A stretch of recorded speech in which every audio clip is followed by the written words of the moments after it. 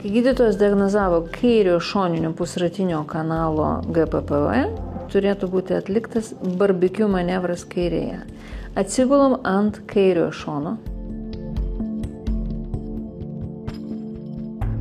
Šitas manevras sukels vertigo tipo svaigimą. Mes palaukime, kol nustoja suktis. Ir pradedam suktis į priešingą pusę, kiekvienoje pozicijoje paguliant iki minutės. Pasiverčiam ant nugaros.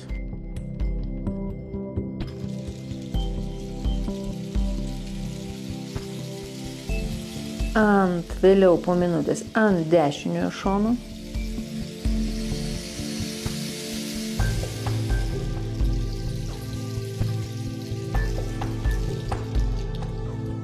Ant pilvo.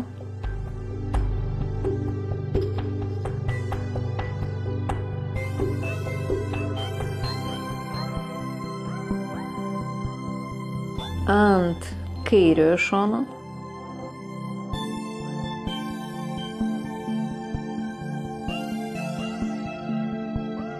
Ir atsisėdame.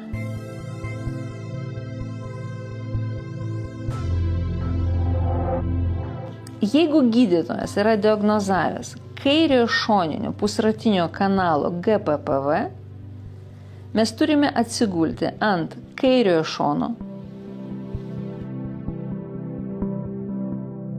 ir sulaukti, kol nustoja suktis. Maždaug tai užtrunka iki minutės. Po to mes atsigulam ant nugaros, pagulėme iki minutės, pasiverčiam ant dešiniojo šono, tai galėtų irgi provokuoti svaigimą, palaukiame, kol nustoja suktis.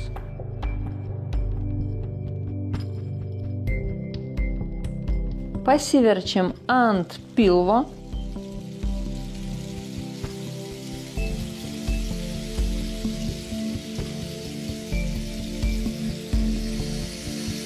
palaukime iki minutės ir vėl grįžtame ant kairiojo šono.